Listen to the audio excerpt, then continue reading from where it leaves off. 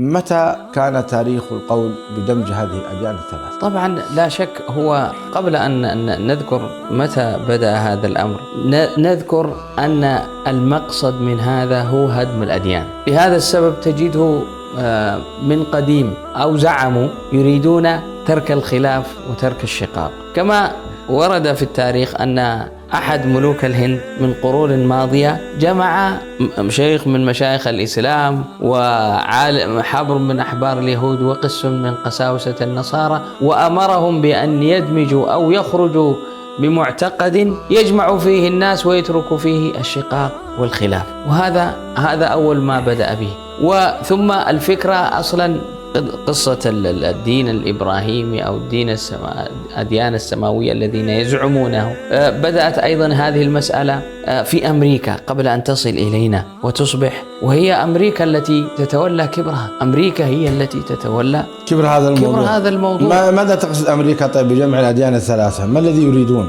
هم يريدون أول شيء، لهم مرادين والله أعلم، مراد سياسي ومراد ديني. المراد السياسي هو للتطبيع مع اليهود وترك العداوة. نحن ديننا واحد، نحن أبونا إبراهيم وهذه الأديان كلها تتبع إبراهيم، فلماذا نتقاتل؟ لماذا لا نصبح إخوة؟ لماذا لا نتعايش في بلد واحد؟ لأنهم يحاولون من جميع الوسائل فما استطاعوا أن يتعايشوا مع المسلمين، لأنهم هم غاصبون يقتلون المسلمين وأخذوا أراضي الناس ولا يزالون هم يعتدون، ويريدون من المسلم أن يكون إنسانا طيبا مسالما، وهم يرفعون السلاح ويقتلونه.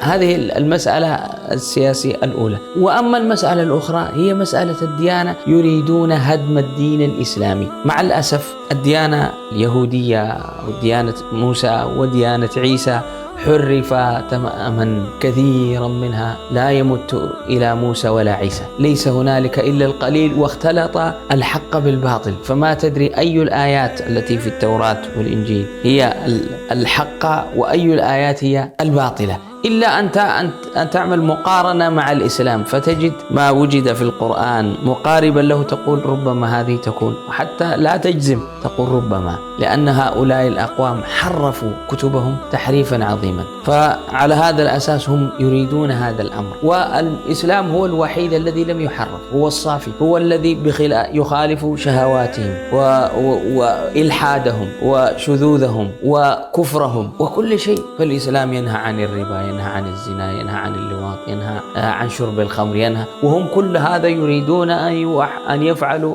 وينهى عن الشرك بالأساس، وينهى عن الشرك بالأساس الذي هم على الشرك الذي لقد الله سبحانه وتعالى. وينهى عن الإلحاد. نعم. يعني معظم أتباع أمريكا ملحدون.